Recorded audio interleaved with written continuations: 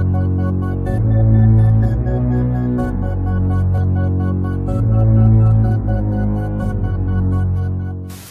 nga po si Mario Briones Jr. na nakatira po sa Patag Lidman ng Camarines Sur.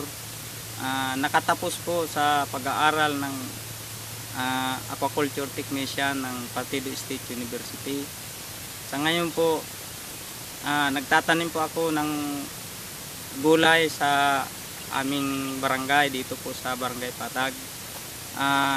Ang aking pong lawak ng taniman ay nasa 200 square meter lamang po.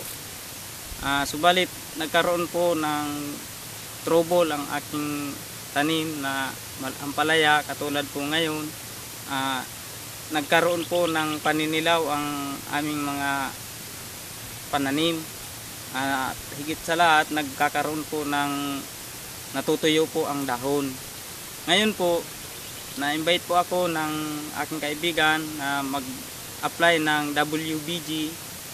Simula po nang kami po magtanim, nakapag-apply po kami ngayong nasa 2 buwan na po yung aming tanim.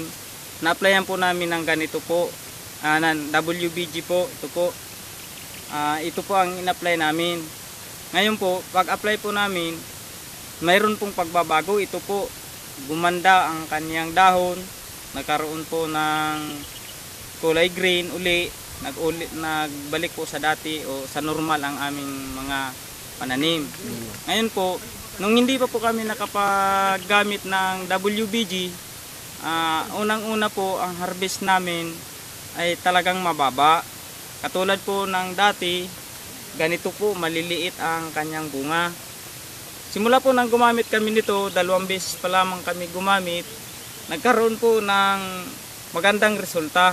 Humaba po, lumaki, at higit sa lahat, sa katunayan po, nung hindi pa kami nagagamit nito, nasa 25 to 40 kilos lamang po ang aming na-harvest. Ngayon po, simula nang gumamit kami, nagkaroon po ng mahigit 100 kilos. Yan po ang totoong nangyari sa amin. Kaya po ini-invite ko po kayo na gumamit din po kayo ng WBG dahil napakalaking tulong po sa lahat ng mga tumatanim ng gulay. Yan po, maraming salamat po sa lahat ng tumulong sa amin sa WBG, lalong-lalo na sa company ng Win-Win Zone Company.